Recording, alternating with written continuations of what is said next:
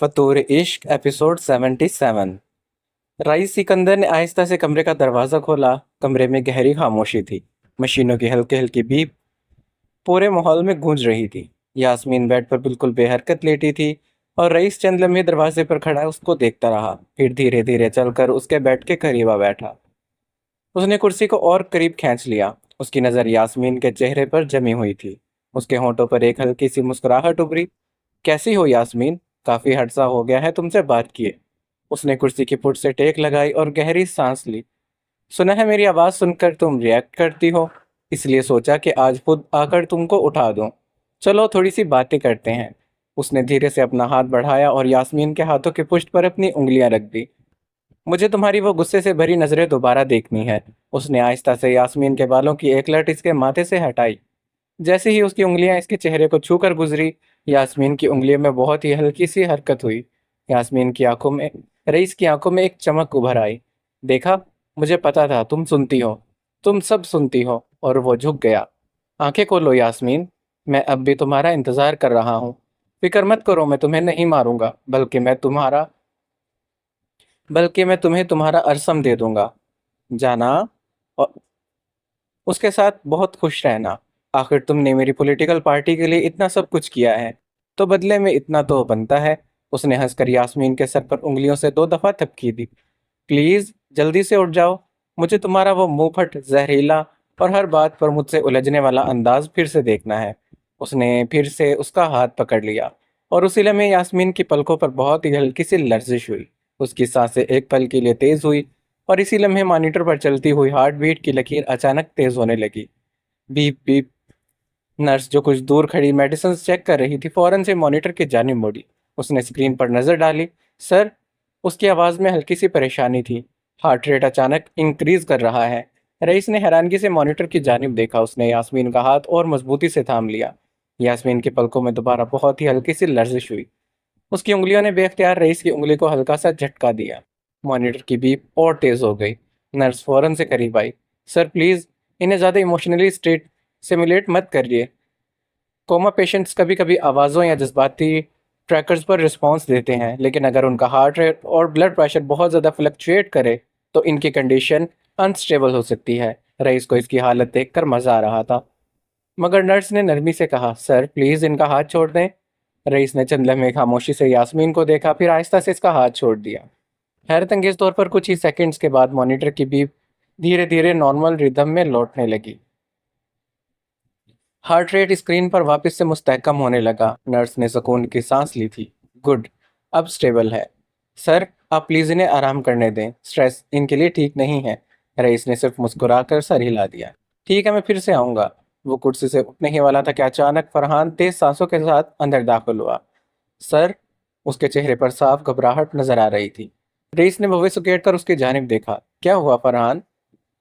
फरहान ने जल्दी जल्दी कहा, सर, अरसम बाहिर बहुत ज्यादा हंगामा कर रहा है, हमारे गार्ड्स के साथ हाथापाई कर रहा है। जो भी इसे रोकने की कोशिश कर रहा है वो सब जख्मी हो गए हैं। वो बार बार सिर्फ एक ही बात कह रहा है कि रईस कहाँ है। रईस की आंखों में एक पल को हैरानगी उभरी, मगर अगले ही लम्हे इसका चेहरा फिर से पुरसुकून हो गया। उसने यास्मीन को देखा, फिर नर्स की जानिब मुड़कर कहा, इनका ख्याल रखना, किसी भी सूरत इन्हें अकेला मत छोड़ना। नर्स ने फौरन से सर हिलाया था। जी सर। रईस ने अपना कोट ठीक किया, फिर फरहान की जानिब देखकर पुरसुकून लहजे में कहा, इसे रोकना मत, सेंड हिम इनसाइड। फरहान एक पल के लिए हैरान रह गया। सर, वो बहुत ज्यादा गुस्से में है। रईस ने सर्द मुस्कुराहट के साथ जवाब दिया। मुझे पता है, इसलिए कह रहा हूँ कि इसे अंदर भेजो। फरहान फौरन से बाहर निकल गया। कमरे में दोबारा से खामोशी छा गई। रईस ने जाने से पहले एक बार फिर से यास्मीन को देखा। उसके माथे पर नरमी से नजर डालते धीमी आवाज में कहा, लगता है कि आज बहुत ही दिलचस्प दिन होने वाला है। ये कहकर वो मुड़ा और कमरे से बाहर निकल गया। 2 मिनट के बाद लाउंज का दरवाजा जोर से खुला। अरसम तूफान की तरह अंदर दाखिल हुआ। उसका चेहरा गुस्से से सुर्ख था, आंखें खून से लाल थी। जैसे ही नजर रईस पर पड़ी वो गरजा था, अनुरल कहाँ है? रईस का चेहरा एक पल के लिए बिल्कुल ही सख्त हो गया। उसकी भौहें सिकुड़ गई। अनुरल कहाँ है? ये सुनते वो हैरानगी से अरसम को देखने लगा था। ये सवाल तुम मुझसे पूछ रहे हो? वो 2 कदम आगे बढ़ा। उसकी आवाज भी बुलंद हो गई। बल्कि ये सवाल तो मुझे तुमसे पूछना चाहिए। कहाँ है अनुरल? अरसम की मुठियां भिज गई थी। ड्रामा बंद करो, मेरे पास वक्त नहीं है, सीधा बताओ, अनु कहाँ है? मैं ड्रामा कर रहा हूँ? रईस की आंखों में अचानक एक खतरनाक चमक उभरी। उसने अरसम को घूर कर देखा, फिर धीरे धीरे उसके करीब आते बोला, एक मिनट, अब मुझे साफ समझ आ रहा है। मैंने तुमसे सिर्फ कहा था मैंने तुमसे साफ साफ कहा था कि अगर नरुनल को मेरे हवाले नहीं किया तो मैं यास्मीन को मार दूंगा। उसने अरसम की आंखों में देखते उंगली उसके सीने पर रखी। मगर तुम अनुरुल को मेरे हवाले करना ही नहीं चाहते, इसीलिए तुमने खुद ही इसे कहीं छुपा दिया है ताकि मुझे अनुरल मिले ही नहीं, और तुम किसी न किसी तरह यास्मीन को भी बचा लो। रईस की आवाज और ज्यादा जहरीली हो गई। वाह अरसम, क्या चाल चली है तुमने ताकि एक तीर से दो निशाने लगा सको। यास्मीन को भी बचा लो और अनुरल को भी अपने पास रख लो। दोनों को बचाने का बहुत होशियार प्लान बनाया है तुमने। दोनों के साथ आशिकी लड़ानी है ना तुम्हें। ये अल्फाज अरसम के सब्र को आखिरी धागा भी तोड़ गए थे। ये अल्फाज अरसम के सब्र का आखिरी धागा भी तोड़ गए थे। बाबा बॉस, उसकी दहाड़ पूरे ड्राइंग रूम में गूंजी थी। बाबा बस, इसकी दहाड़ पूरे ड्राइंग रूम में गूंजी थी। और अगले ही लम्हे इसने अपना मोबाइल पूरी कुव्वत से रईस के चेहरे की तरफ दे मारा। फोन सीधा जाकर रईस के गाल और होंठों के करीब टकराया। रईस एक कदम लड़खड़ाया था, उसके होंठों के कोने से खून की पतली सी लकीर निकली। मोबाइल जमीन पर गिरकर फिसल गया। अरसम की सांसें गुस्से से फूल रही थी। उसने लरजती उंगलियां रईस की जानिब उठाई। अपनी घटिया सोच अपने पास रखो और वो वीडियो देखो। रईस ने अपने होठों के कोने से बहते खून को अंगूठे से साफ किया। उसकी आंखें पूरी तरह से लाल हो चुकी थी, मगर उसने गुस्सा दिखाने के बजाय जमीन पर गिरा मोबाइल उठाया। स्क्रीन पर सीसीटीवी फुटेज चल रही थी। रईस की नजर जैसे ही वीडियो पर पड़ी, इसके चेहरे की सारी सख्ती धीरे धीरे गायब होने लगी। ये सीसीटीवी फुटेज है। अनु आइसक्रीम पार्लर के लिए निकली थी। कुछ दूर इससे गाड़ी वाले ने इसे उठाकर कुछ दूर इससे गाड़ी वाले इसे उठाकर ले गए थे। बोल, ये भी मेरा ड्रामा है? कहाँ छुपाया है मेरी अन्नू को? रईस ने फौरन से मोबाइल अरसम की जानिब बढ़ाया। कसम खुदा की इसमें मेरा कोई हाथ नहीं है। अरसम ने इसका कॉलर पकड़ा। झूठ बोल रहा है तू? रईस ने भी इसके कलाई जोर से पकड़ ली। दिमाग ठंडा करो, अगर अनूरल मेरे पास होती तो मैं कभी भी चुप कर नहीं बैठता। मैं खुद तुम्हें फोन करता, मैं खुद तुम्हें चैलेंज देता। आओ अरसम, अगर हिम्मत है तो अपनी बीवी को ले जाओ। तुम मुझे जानते हो, मैं पीठ पीछे वार नहीं करता, मैं सामने से वार करता हूँ। अरसम की आंखें अब शोलों की तरह जल रही थी। मुझे तुम पर भरोसा नहीं है। रईस ने भी इसी सख्ती से जवाब दिया। मुझे भी तुम पर भरोसा नहीं है। अरसम ने इसकी गिरफ्त झटके से छोड़ी। उसने एक पल के लिए रईस को घूर कर देखा, फिर धीमी मगर ललचती आवाज में बोला, अगर अनु को कुछ हुआ ना तो खुदा की कसम मैं तुम्हारी पूरी दुनिया जला दूंगा। रईस ने बिना नजरें हटाए जवाब दिया, और अगर मुझे पता चल गया कि अनुरल को तुमने खुद कहीं छुपाया है तो यास्मीन को बचाने वाला कोई नहीं होगा। दोनों की नजर एक दूसरे से टकरा रही थी। आखिर अरसम ने एक गहरी सांस ली। उसने अपना मोबाइल रईस के हाथ से छीन लिया था। ठीक है, मैं अपनी अन्नू को खुद ढूंढ लूंगा, उसने मुड़ते कहा, लेकिन एक बात याद रखना, अगर इस सब के पीछे तुम निकले तो इस बार ना कानून तुम्हें बचा पाएगा, ना सियासत, और ना ही तुम्हारा नाम। ये कहकर अरसम तेज कदमों से लाउंज की जानिब बाहर निकल गया। कुछ लम्हे तक पूरा लाउंज खामोशी से कुछ लम्हों तक पूरा लाउंज खामोश रहा। रईस की नजर अब भी इस बंद दरवाजे पर टिकी थी। फरहान धीरे से इसके करीब आया। सर, क्या वाकई ही हमारा इससे कोई लेना देना नहीं? रईस ने फौरन से इसकी जानिब देखा। उसके चेहरे पर फैली बेचैनी साफ नजर आ रही थी। नहीं, मैं पागल नहीं हूँ। यास्मीन मेरे पास है। इसके बदले मुझे अनुरल चाहिए थी। अगर अनुरल मेरे पास होती तो मैं अरसम को खुद चैलेंज करता। उसने मुट्ठी पींची थी। ये काम किसी तीसरे आदमी का है। रईस ने फौरन से हुक्म दिया। सर, आइसक्रीम पार्लर के अंदर और बाहर के हर सीसीटीवी फुटेज चाहिए। और रईस ने फौरन से हुक्म दिया। फरहान, आइसक्रीम पार्लर के अंदर और बाहर हर सीसीटीवी फुटेज मुझे चाहिए, और इस रास्ते की भी जहां से वो स्याह गाड़ी गुजरी थी। एक सेकंड एक सेकंड की फुटेज भी मिस नहीं होनी चाहिए। मुझे वो गाड़ी हर कीमत पर ढूंढनी है। सब डिटेल्स पता लगवाओ। फरहान ने फौरन से सर हिलाया। जी सर। रईस की आवाज़ और ज़्यादा सख्त हो गई थी। और सुनो, अरसम से पहले मुझे अनुरल तक पहुंचना है। जो भी इसे लेकर गया है इसने बहुत बड़ी गलती की है। फरहान फौरन से ऑर्डर पूरे करने के लिए भाग गया था।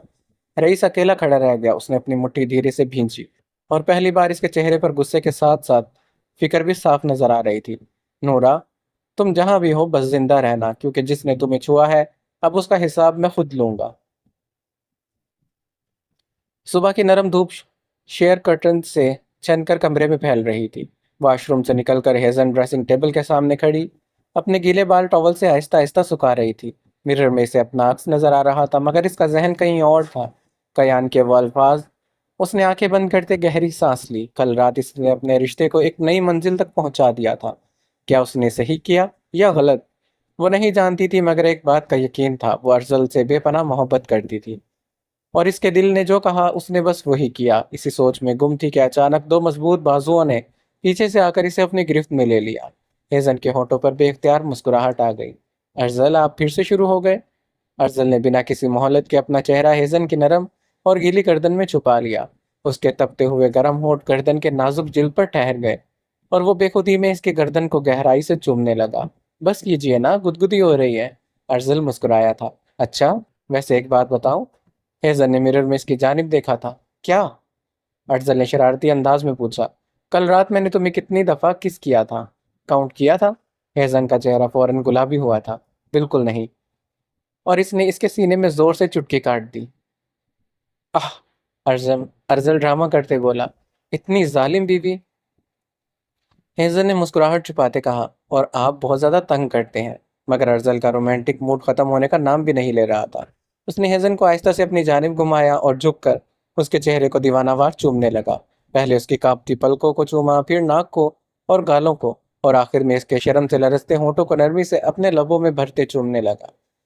हेजल ने इसके कंधे पर मुक्का मारा। अर्जल, बस भी कीजिए। अर्जल ने इसे और करीब किया।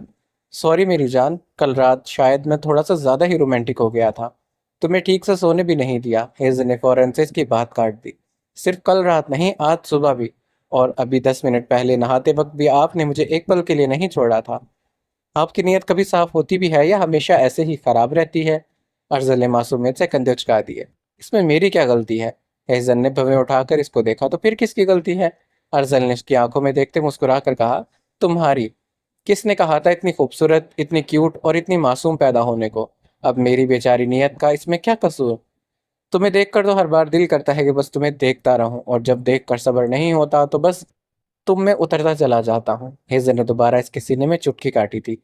अर्जल, आप ना बहुत बेशर्म हैं। अर्जल फौरन से हंसा था। करेक्शन, बेशर्म नहीं, रोमांटिक। हेजल ने हंसी रोक कर कहा। नहीं, ओवर रोमांटिक, डेंजरसली रोमांटिक। अर्जल ने फखर से कॉलर सीधे किया। Thank you. हेजल ने आंखें घुमाई। ये तारीफ नहीं थी। आप बस ऑफिस नहीं जाना? अर्जल ने बिना एक लम्हा गवाए फौरन से नफी में सर हिलाया। नहीं, मेरा बिल्कुल भी दिल नहीं कर रहा। मैं तुम्हें इस हालत में छोड़कर कहीं नहीं जाना चाहता। ये कहकर वो एक शोख और दीवानावार मुस्कुराहट के साथ दोबारा से उसकी जानिब बढ़ा था। उसकी भारी और मदहोश नज़रों में कल रात वाली वही शिद्दत अभी भी मचल रही थी। हेजन फौरन एक कदम पीछे हटी और आईने के किनारे से जा टिकी। नहीं, अब बिल्कुल भी नहीं। जाइए, जल्दी से तैयार हो जाइए। अर्जल ने बच्चों की तरह अपना मुंह बनाया और इसके और करीब आते बिल्कुल मासूमियत से कहा। सिर्फ एक हग और आखिरी हस्बैंड का सिर्फ एक हग और आखिर हस्बैंड का हक तो बनता है ना? हेजन ने मुस्कुराते अपने दोनों हाथ इसके मजबूत सीने पर रखे और हल्का सा पीछे धक्का दिया। उसकी शर्म से लाल होती रंगत उसे मजीद प्यारी बना रही थी। एक हक के बाद एक किस, और फिर एक किस के बाद, और फिर इसके बाद कभी रुकते ही नहीं आप। अर्जल हंसा था।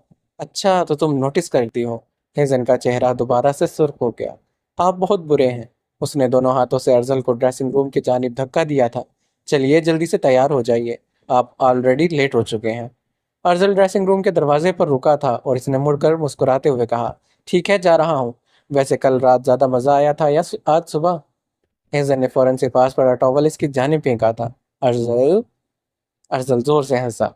टॉवल पकड़कर ड्रेसिंग रूम के अंदर चला गया। दरवाजा बंद होते हेजन ने गहरी सांस ली। उसने आईने में खुद को देखा। उसके गाल अब भी सुर्ख हुए थे। होठों पर मुस्कुराहट आई। हेजन ने गहरी सांस ली और ड्रेसिंग टेबल के सामने बैठकर अपने बालों को ब्रश करना शुरू कर दिया। उसने अपने गालों को देखा, जो अभी सुर्ख थे। Romantic Antarctica. हल्की सी काजल और लिप ग्लोज लगाई और एयर रिंग पहनने लगी। तभी इसका मोबाइल वाइब्रेशन होने लगा। हेजल ने बेख्तियारी में स्क्रीन की जानिब देखा और अगले ही पल इसकी मुस्कुराहट धीरे धीरे गायब हो गई। स्क्रीन पर नाम चमक रहा था। Unknown number calling. हेजन का हाथ हवा में ही रुका। दिल की धड़कन एक पल को तेज हुई। भाई! इसने फौरन से ड्रेसिंग रूम की जानिब देखा। अर्जल अब भी अंदर तैयार हो रहा था। वो फौरन से उठी और बालकनी की जानिब चल दी। कुछ देर के बाद ड्रेसिंग रूम का दरवाजा खुलने की हल्की सी आवाज आई। अर्जल टाई ठीक करता बाहर निकला। पेंगुइन! इसने आदत के मुताबिक आवाज दी, मगर कमरा खाली था। उसने भवें सुकेड़ी और नजर इधर इधर दौड़ाई। तब उसकी नजर बालकनी की जानिब गई। हेजन रेलिंग के करीब खड़ी दूर आसमान को देख रही थी। उसकी पुश्त अर्जल की जानिब थी। वो आहिस्ता से इसके करीब गया। पेंगुइन, हेजन ने जैसे इसकी आवाज सुनी वो फौरन से पलटी और अगले ही लम्हे वो दौड़कर अर्जल के गले लग गई। अर्जल एक पल को हैरान हुआ, फिर इसने नरमी से इसकी कमर को थामा। अपनी उंगलियां इसके रेशमी बालों में फेरते इसने धीमी आवाज में पूछा, क्या हुआ मेरे छोटे बेबी को? हेजल ने फौरन से अपनी आंखों की नमी को छुपाने की कोशिश की। कुछ नहीं। अर्जल ने इसका चेहरा अपनी उंगलियों से ऊपर उठाया। झूठ। तुम्हारी आंखें कभी झूठ नहीं बोलती। हेजन की पलकों पर आंसू चमक उठे। उसने जबरदस्ती मुस्कुराने की कोशिश की थी। बस आज अचानक से मम्मा बाबा याद आ गए। ये सुनते अर्जल के चेहरे पर नरमी उतर आई। उसने बिना कुछ कहे हेजन को दोबारा अपनी बाहों में समेटा। उसकी पेशानी को चूमते बोला, मैं हूं ना। मैं तुम्हें इतनी मोहब्बत दूंगा, इतनी खुशियां दूंगा कि तुम्हें तुम्हारी जिंदगी में कभी किसी चीज की कमी महसूस नहीं होगी। जितनी मोहब्बत की तुम्हें जरूरत है, उससे कहीं ज्यादा मोहब्बत तुम्हें मुझसे मिलेगी। ये मेरा वादा है। हेजन की पलकों से दो आंसू फिसल कर इसके गालों पर आ गिरे। अर्जल ने अपने अंगूठे को आगे की और वो आंसू साफ कर दिए। अब मेरी बहादुर पेंगुइन रोएगी नहीं। चलो ब्रेकफास्ट करते हैं। उसने हेजन का हाथ थामा, इसे नीचे ड्रेसिंग इसने हेजन का हाथ थामा और इसे नीचे डाइनिंग हॉल में लेकर आया। डाइनिंग टेबल पर ब्रेकफास्ट पहले से लगा हुआ था। हेजन चुपचाप चेयर पर बैठ गई, मगर इसका दिल अभी तक बोझल था। अर्जल ने टोस्ट का एक छोटा सा टुकड़ा उठाया, इस पर बटर लगाया, फिर इसे हेजन की जानिब बढ़ाया। मुंह खोलो। हेजन ने हल्का सा मुस्कुराकर मना करना चाहा। अर्जल, मैं खुद खा लूंगी। नहीं, आज मेरी पेंगुइन को मैं खुद ब्रेकफास्ट खिलाऊंगा। मजबूरन हेजन ने मुंह खोला। अर्जल हर नवाला इसे अपने हाथ से खिलाता रहा। बीच बीच में इसे जूस पिलाता रहा, कभी इसके गाल खींच देता, कभी जानबूझकर इसे हंसाने की कोशिश करता। और धीरे धीरे हिजन के चेहरे पर उदासी की जगह हल्की सी मुस्कुराहट लौटने लगी। ब्रेकफास्ट के बाद अर्जुन ने टाइम देखा। मुझे अब चलना होगा। इसने अपना कोट पहना, ब्रीफकेस उठाया, फिर सीधे हिजन के पास आया। उसने दोनों हाथों से इसका चेहरा थामा। पहले इसके गाल पर प्यार से बोसा दिया, फिर दूसरे पर, और फिर इसे पूरी शिद्दत से अपनी बाहों में भर लिया। उसके कान के करीब धीमी आवाज में कहा, शाम को जब वापस आऊंगा ना तो तुम्हें इतना प्यार दूंगा कि तुम हर गम को भूल जाओगी। हेजन ने इसके दोनों गाल खींच लिए। जाइए मिस्टर डायनासोर। अर्जल जोर से हंसा। इसने एक बार फिर से इसकी पेशानी को चूमा। बाय पेंगुइन, अपना ख्याल रखना। और हाँ, जितना सोना है अभी सो लो, क्योंकि जब मैं शाम को वापस आऊंगा तो फिर तुम्हें सोने नहीं दूंगा। हेजन ने फौरन से इसको घूर कर देखा था। अर्जल। अर्जल मासूम चेहरा बनाकर बोला, अरे मेरा मतलब था तुम्हारे साथ वक्त गुजारूंगा। फिर आंख मारकर धीमी आवाज में बोला, बाकी मतलब तुम खुद समझदार हो। हेजन शर्म से लाल हो गई और उसने बाजू पर हल्का सा मुक्का मारते कहा, बेशरम अंटार्कटिका। अर्जल जोर से हंसा और इसकी पेशानी पर एक आखिरी बोसा देकर बोला, अच्छा इस बार रियल वाला बाय बाय मेरी पेंगुइन। अर्जल मुड़कर बाहर निकल गया और कुछ लम्हों के बाद उसकी गाड़ी पोर्ट से बाहर निकलने लगी। हेजन अभी दरवाजे तक आ गई हेजन भी दरवाजे तक आ गई। अर्जल ने गाड़ी का शीशा नीचे किया, दूर से मुस्कुराया। हेजन शर्माकर हवा में एक फ्लाइंग किस भेजी। अर्जल ने हवा में फ्लाइंग किस को दोनों हाथों से पकड़ा, फिर अपने दिल पर रखकर आंखें बंद कर ली। हेजन खिलखिलाई थी और फिर इसे दूर जाते देखती रही। जब तक गाड़ी नजरों से ओझल नहीं हो गई वो वहीं खड़ी रही। इसके होठों पर हल्की सी मुस्कुराहट थी, मगर दिल के किसी गहरे कोने में एक अजीब सी बेचैनी भी थी। उसके जहन में एक खामोश सी आवाज गूंजी, भाई अर्जल, शायद ये हमारी आखिरी मुलाकात हो। दौरानी मेंशन के अंदर मौजूद प्राइवेट लग्जरी जिम रोशनी से जगमगा रहा था। जिम के एक कोने में आरेश अपना लास्ट सेट कंप्लीट कर रहा था। उसके हाथों में भारी डंबल्स से बाइसेप्स की रगें उभरी हुई थी। फोम आर्म्स के मसल्स के साथ नुमाया हो रही थी। उसका पूरा जिस्म पसीने से तर था। आखिरी रिपीटेशन के बाद इसने गहरी सांस ली, डंबल्स को आहिस्ता से रैक पर रखा और गर्दन पीछे झुकाकर आंखें चंद लम्हों के लिए बंद कर ली। वर्कआउट खत्म हो चुका था। उसने टॉवल उठाया और चेहरे, गर्दन और बाजुओं से पसीना साफ करने लगा। फिर लॉकर के पास रखा प्रोटीन शेकर उठाया, ढक्कन खोला, एक लंबा सा सिप लिया, मिरर के सामने खड़ा अपनी ब्रीथिंग को नॉर्मल करने लगा। उसकी सारी तवज्जो सिर्फ खुद पर थी। इसी दौरान जिम का ऑटोमेटिक ग्लास डोर खुला। एक महंगे परफ्यूम की खुशबू हवा में घुल मिल गई। हाई हील्स की हल्की सी आवाज मार्बल फ्लोर पर गूंजने लगी। नैना अंदर दाखिल हुई। वाइट फिटेड जिम वेयर, खुले हुए स्टाइल्ड बाल, चेहरे पर कॉन्फिडेंट मुस्कुराहट। जैसे ही इसकी नज़र आरेश पर पड़ी, इसके होठों पर एक दिलकश मुस्कुराहट फैल गई। फाइनली उसने धीरे से खुद से कहा, आज तुम मुझसे बच नहीं सकते। वो सीधा आरेश की जानिब चली, आरेश ने साइड मिरर पर इसका अक्स देखा, मगर इसने जानबूझकर कोई रिएक्शन नहीं दिया, जैसे उसने देखा ही नहीं हो। नैना उसके बिल्कुल सामने आकर रुकी।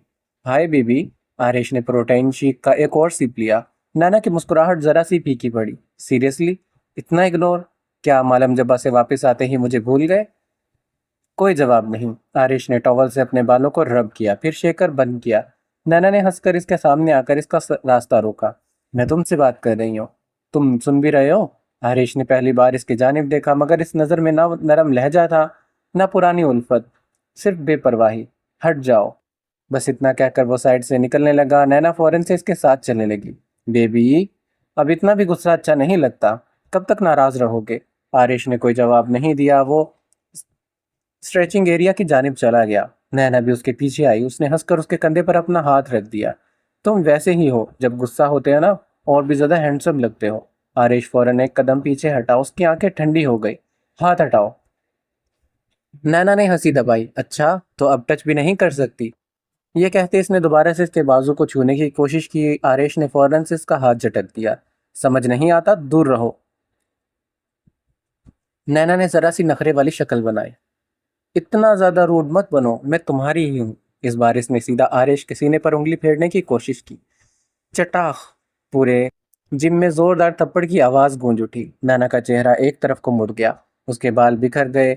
गाल फौरन से सुर्ख हो गया। उसकी आंखें हैरत से फैल गई। उसकी आवाज लरस गई। आरिश। आरिश की आंखें बर्फ की तरह सर्द थी।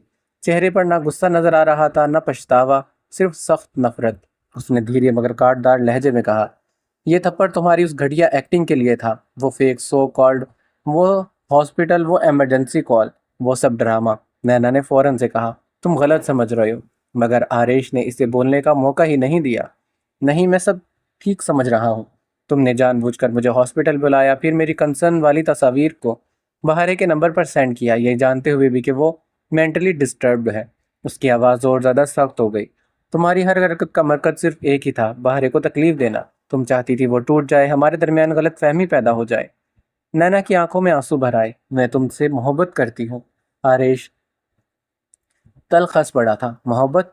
इसे मोहब्बत कहती हो तुम? जो औरत अपनी झूठी मौत का ड्रामा कर सकती है, जो मोहब्बत नहीं करती, जो औरत अपनी झूठी मौत का ड्रामा कर सकती है, वो मोहब्बत नहीं करती, वो सिर्फ लोगों को मैनिपुलेट करती है।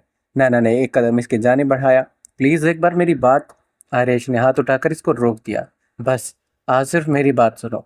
मेरी जिंदगी में सिर्फ एक औरत है, मेरी बीवी, मेरी बहारे। इसके होंठों पर बेख्तियार मुस्कुराहट आ गई। मैं और बहारे अब सिर्फ नाम के शौहर और बीवी नहीं रहे। हम एक रूह, एक जिस्म, एक जिंदगी बन चुके हैं। इसके बाद मेरे दिल में, मेरी रूह में और मेरी जिंदगी में किसी तीसरे इंसान के लिए कोई जगह नहीं बची। नैना का दिल जैसे टूटकर बिखर गया। तुमने आरेश ने इसकी बात मुकम्मल कर दी। हाँ, मैं अपनी बीवी से मोहब्बत करता हूँ, बे इंतहा, और इस मोहब्बत के सामने मेरा माजी भी कुछ नहीं है। तुम भी कुछ नहीं हो। इसने एक एक लफ्ज पर जोर देते कहा। इसीलिए आज के बाद मुझसे दूर रहना, मेरी बीवी से दूर रहना, और मेरी जिंदगी से भी। ये कहकर आरेश ने टॉवल कंधे पर डाला, प्रोटीन शेकर उठाया और बिना एक बार भी पीछे देखे चल दिया। नैना बेजान सी वहीं खड़ी रह गई। इसके गाल पर थप्पड़ की जलन अब भी बाकी थी। आंखों से आंसू बह निकले थे, मगर कुछ ही लम्हों के बाद उसने धीरे से आंसू पूंछ दिए। उसके चेहरे की बेबसी आहिस्ता आहिस्ता नफरत में बदलने लगी। उसकी मुठ्ठियां भिज गई। उसकी आंखों में इंतकाम की आग भड़क उठी थी। उसने धीरे से अपने दांतों तले से होठों को दबाया। बहारे, देखते हैं कितनी देर तक तुम आरेश को अपने पास संभाल कर रख पाती हो। जिस दिन मैंने वार किया, तुम्हारी पूरी दुनिया बिखर जाएगी। और इसके होठों पर एक सर्द इंतकामी मुस्कुराहट उभर आई थी।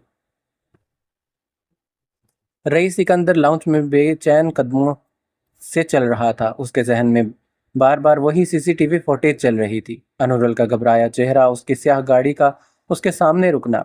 उसने झुंझलाकर अपनी मुठियां भींची। आखिर किसकी इतनी हिम्मत हुई मेरी नूरा पर हाथ डालने की? उसकी आंखों में खून उतर आया। बस एक बार मेरे हाथ लग जाए, जिंदा नहीं छोड़ूंगा उस हरामजादे को। उसका ऐसा हाल करूंगा कि मौत की भीख मांगेगी वो। और उसी वक्त फरहान हाथ में एक हार्ड ड्राइव और लैपटॉप लिए अंदर दाखिल हुआ। मगर इस बार इसके चेहरे पर हमेशा वाली संजीदगी नहीं थी। वो दरवाजे के करीब ही रुक गया। रईस ने फौरन से इसको देखा था। फुटेज मिल गई? फरहान ने सर हिलाया। जी सर, लेकिन वो बात अधूरी छोड़कर खामोश हो गया। रईस की भवें सुकड़ गई। लेकिन? फरहान ने गहरी सांस ली। सर, जो मैंने इस फुटेज में देखा है वो देखकर आप भी शॉक हो जाओगे। रईस फॉरेंसिस के करीब आया। क्या देखा तुमने? फरहान ने प्रोजेक्टर ऑन किया, रूम की लाइट धीमी की। वाइट स्क्रीन पर सीसीटीवी फुटेज चलने लगी। पहला एंगल आइसक्रीम पार्लर के अंदर का था। अनुरल काउंटर पर खड़ी आइसक्रीम ऑर्डर कर रही थी। रईस की नज़रें सिर्फ इसी पर टिक गई थी। तब स्क्रीन के कोने में एक और शख्स नजर आया। फरहान ने वीडियो पॉज की। सर। रईस की आंखें एकदम से तंग हो गई। खालिद पाशा? फरहान ने धीरे से कहा, जी सर। प्रोजेक्टर दोबारा चलने लगा। हर एंगल में खालिद पाशा की नज़रें सिर्फ अनुरल पर जमी थी। वो दूर से ही इसका पीछा कर रहा था, मगर हर फ्रेम में इसकी आंखें अनुरल पर टिकी थी। उन नज़रों में सिर्फ एक ही चीज़ थी, हवस, पागलपन, जुनून। रईस का जबड़ा सख्त हो गया। फरहान ने अगला क्लिप चलाया। अनुरल पॉलर से बाहर निकली। 2 सेकंड के बाद खालिद पाशा भी इसके पीछे बाहर निकल गया। फिर तीसरा कैमरा, रोड का। इसमें भी खालिद कुछ फासले पर अनुरल का पीछा कर रहा था। फुटेज खत्म हो गई। रूम में गहरी खामोशी छा गई। रईस की मुठ्ठी इतनी जोर से भींची कि उंगलियों की रगें उभर आई थी। फरहान ने धीरे से कहा, सर, मेरी समझ में ये खालिद पाशा ही मैडम अनुरल को किडनैप करके लेके गया है। रईस ने कुछ नहीं कहा। फरहान ने बात जारी रखी। और फिर वो सीधा हमारे मेंशन आया। उसने जानबूझकर आपको उकसाया। वो यास्मीन मैडम की नहीं बल्कि अनुरल मैडम की बात कर रहा था। वो चाहता था कि आप और अरसम एक दूसरे के सामने आ जाएं। आप दोनों लड़ते एक दूसरे को ख़त्म कर दें और इस दौरान वो अनुरल मैडम को हमेशा के लिए अपने साथ ले जाए। रईस की आंखें फ़ोन से सुर्ख हो गई थी और अगले ही लम्हे धड़ाम उसने टेबल पर रखा क्रिस्टल वॉज पूरी कुव्वत से प्रोजेक्टर की जानिब दे मारा था। प्रोजेक्टर स्क्रीन पर जोर से लगा।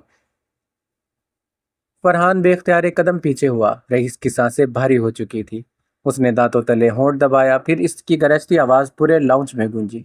खालिद पाशा, मैं तुझे सिर्फ एक दरिंदा समझ रहा था, मगर तू तो इतना घटिया निकलेगा ये कभी नहीं सोचा था। उसने मुठियां और मजबूती से भींच ली। मेरी आंखों के सामने मेरी ही चाल चलकर मुझे ही अरसम के खिलाफ इस्तेमाल कर गया। उसकी आंखों में कत्ल उतर आया। और सबसे बड़ी गलती, उसने दिल दहला देने वाले लहजे में कहा, तूने मेरी अनुरल को बुरी नज़र से देखा और मेरे ही सामने दिमाग चला रहा था। खालिद पाशा, अब तो तू गया। अब मैं तेरे साथ क्या करूँगा? अब तेरी उल्टी गिनती शुरू हो चुकी है। यहाँ पर यह एपिसोड ख़त्म होती है। अगर आपको यह एपिसोड अच्छी लगी तो वीडियो को लाइक ज़रूर करना, हमारे चैनल को सब्सक्राइब कर देना। मिलते हैं नेक्स्ट एपिसोड में। अपना आपने कमेंट में लाजमी बताना है कि आपको नॉवल कैसा लग रहा है और कौन सा करेक्टर ज़्यादा अच्छा लग रहा है। अल्लाह हाफिज़।